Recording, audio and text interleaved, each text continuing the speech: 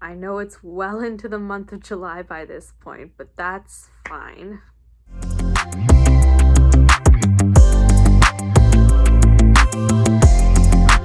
Hi guys, welcome back to another video on my channel. So for today's video, I am going to be doing my June wrap up with all the books that I read in June. Alright, so the first book I read in June was Gone Girl by Gillian Flynn. I may be one of like 12 people who hadn't read this book yet, but if, like me, you have not read Gone Girl, it's a thriller told from two alternating perspectives, Nick Dunn and his wife Amy. So the premise of the book is that Nick's wife Amy has gone missing, and Nick is like desperately trying to figure out like where she's gone and like why she's gone missing, and you know, if she's even still alive. And everyone is searching really hard to find Amy and figure out what happened to her. But everything is not what it seems, and Amy's disappearance isn't quite what Nick or the police or anyone else like expects, and that's a twist that you get like halfway through the book. So obviously I'm not going to spoil that. I really enjoyed this book. I literally had no idea what the book was about before I read it. I was just like, yeah, she's missing. She's a girl who's gone. And that's all I knew about it. So I was very like surprised as I was reading through the book. Like, I was surprised by like Nick's character, because you know, he is like kind of fitting into like the caring husband trope, but he also like kind of sucks as a person. Like, he's kind of an asshole. And then the plot twist in the middle shifts like the entire narrative that you've been told like in the beginning half of the book from Amy's perspective. Like, that basically gets turned around on its head. And so the second half of the book in Amy's perspective is like in a completely different light, and it like really just changed how I perceived Amy as a character and perceived the entire story. And I really like the fact that Gillian Flynn didn't like try to put Amy into like a, wow, this woman's crazy, she's psychotic, and that's why she's doing what she's doing. No, I like that Gillian Flynn like kept Amy as like the character that she was, and didn't like try to like develop or invent like a, you know, tragic backstory with her that's basically just like demonizing her mental illness like so many thrillers do. So yeah, I really enjoyed Gone Girl. I was very engaged the entire time. It was a thrilling read, you know, because it's a thriller. I also really liked that despite all of the things that Amy does, like, it's still very much emphasized kind of that she is like a selfish character, and like her like huge ego is basically what like gives her away and like what brings her demise.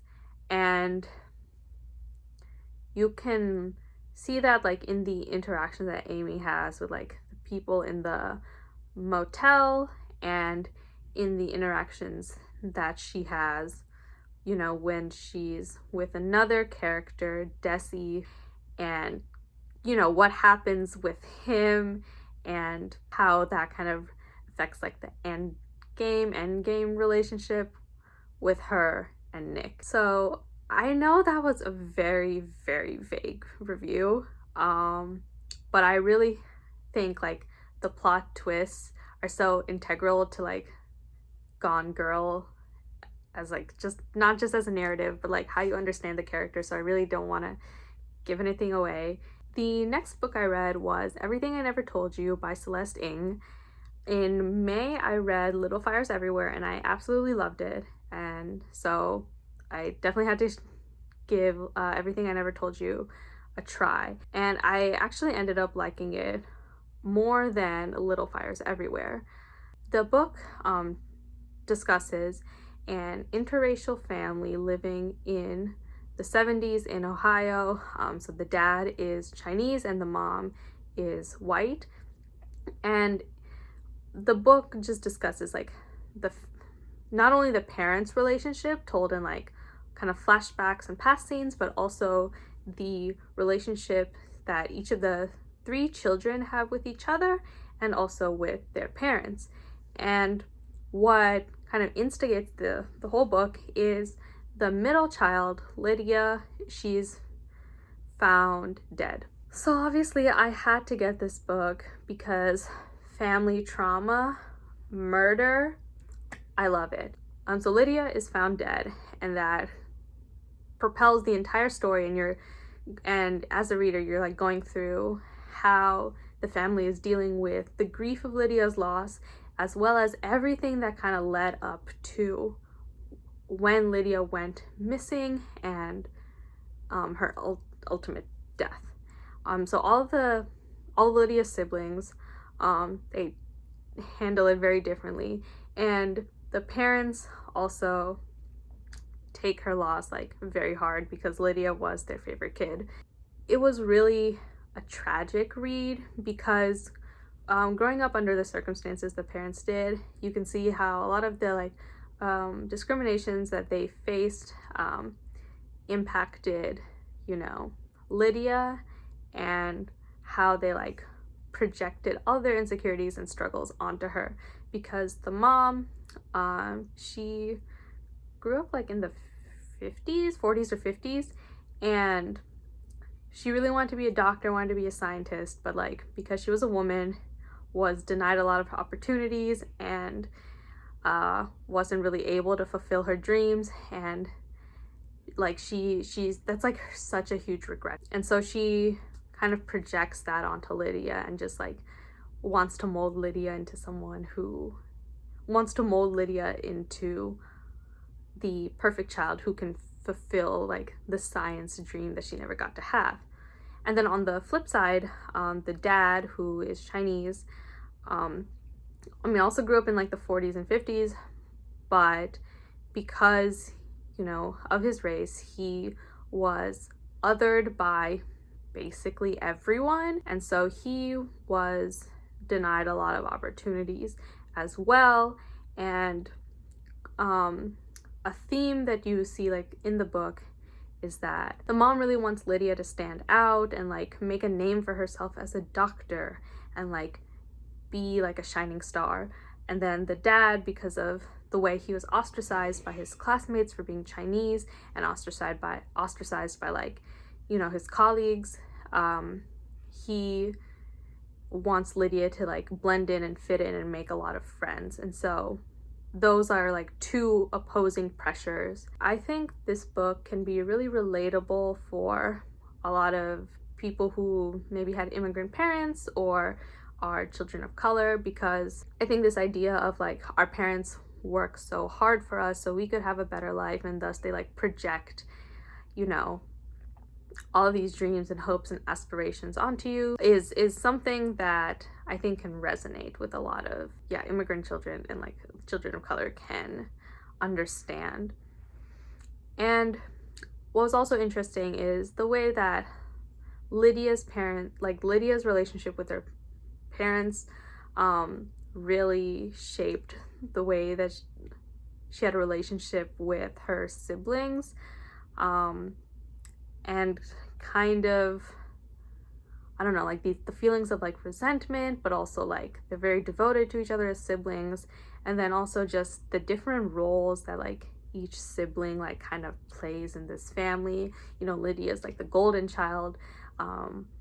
Her older brother Nathan is a disappointment, and then her younger sister Hannah is essentially the forgotten child.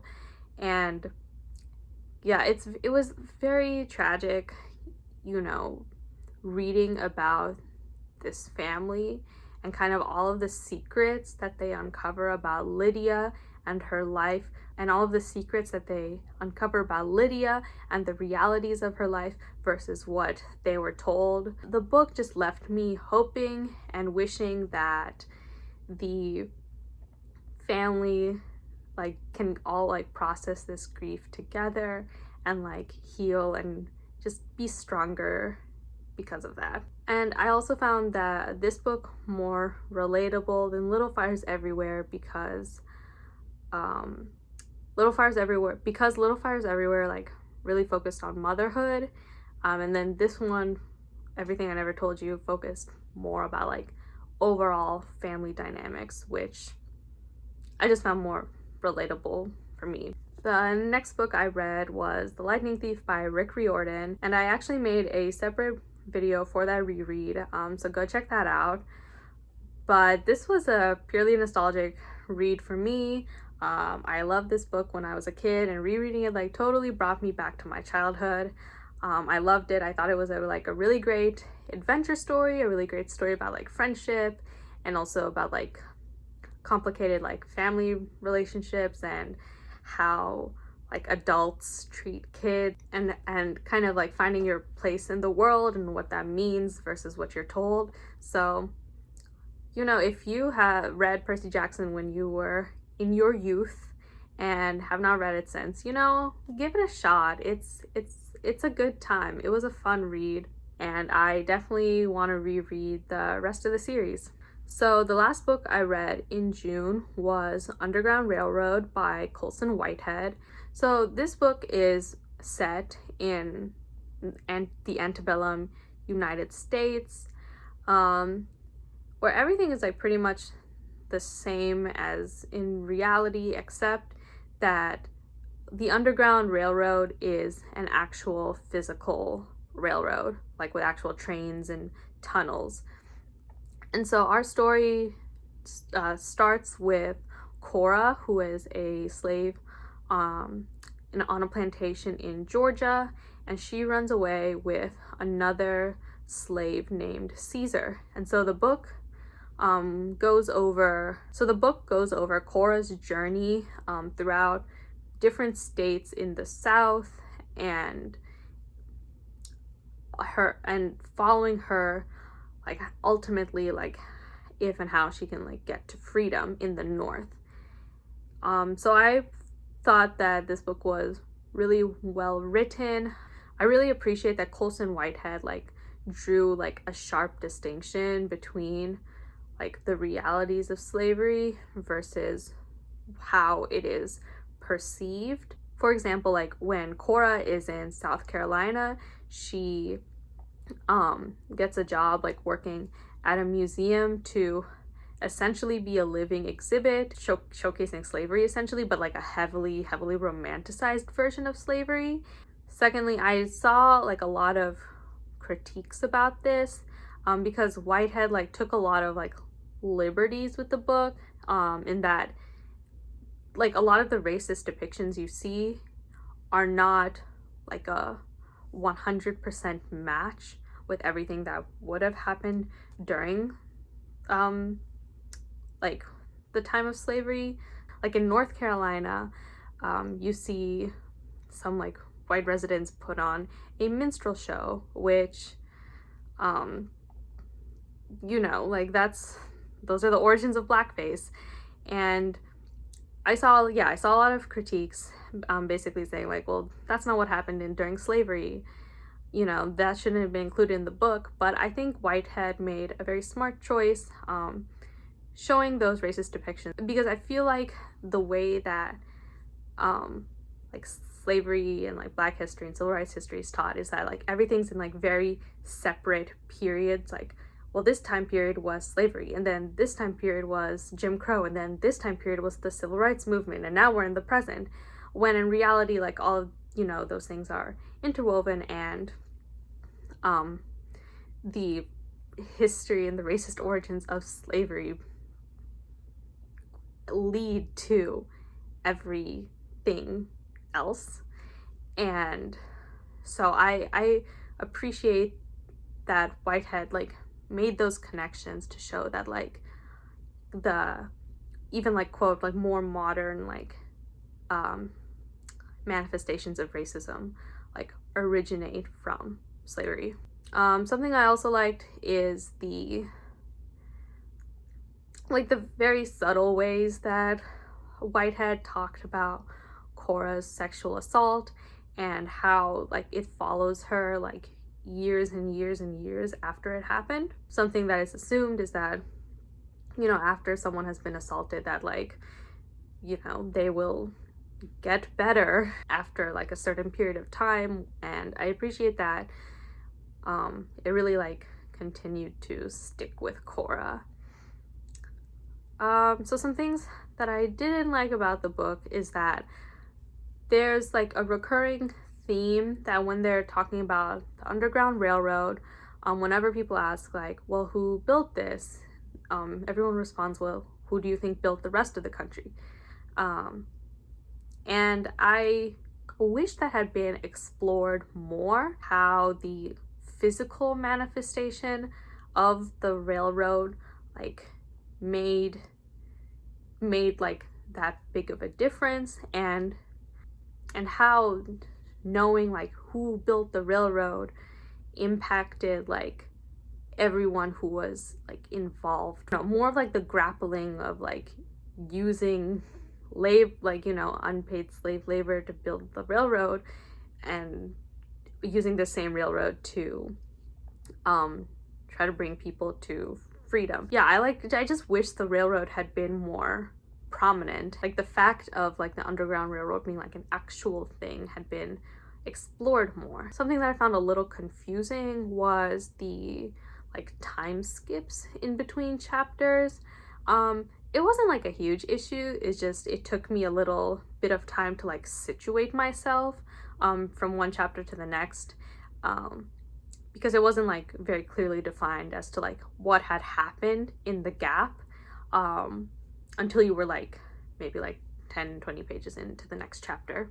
I kind of felt that like the characters were a little lacking. Even though Cora is the main character of the story, I felt somewhat like detached from her. We see a lot of like externally what happens to Cora, and a lot of her memories, but we don't hear a lot of like her internal thoughts and feelings and processing about her situations, or like about the situations that she's in. I couldn't really understand like the relationships that she had with the other characters. Like I understood that what was happening to her like in terms of like external circumstances was like terrible, but in terms of her like actual relationships, that was yeah, hard to understand. Like Cora got some development, but I wish she had gotten more. And I think part of the reason why I feel like that is because of like what I said, like I wasn't fully able to like understand like or and like relate, not even relate. I wasn't fully able to like comprehend like her relationships with the not yeah, I wasn't able to fully comprehend or empathize. I wasn't fully able to comprehend or just generally like empathize. Like no, not empathize isn't the right word. I wasn't fully able to like understand, or yeah, I can't think of the right word. I wasn't able to fully understand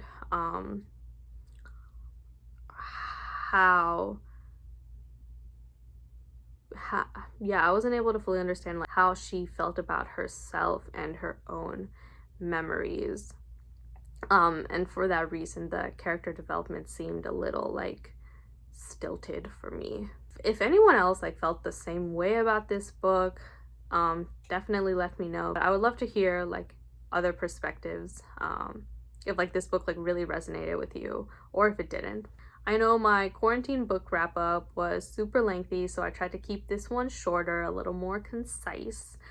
So if you enjoyed this video, make sure to like, comment, and subscribe. I would love to like chat with y'all in the comments about, you know, your book opinions, what you read in June, if you plan on reading any of these books, and I will see you guys next time.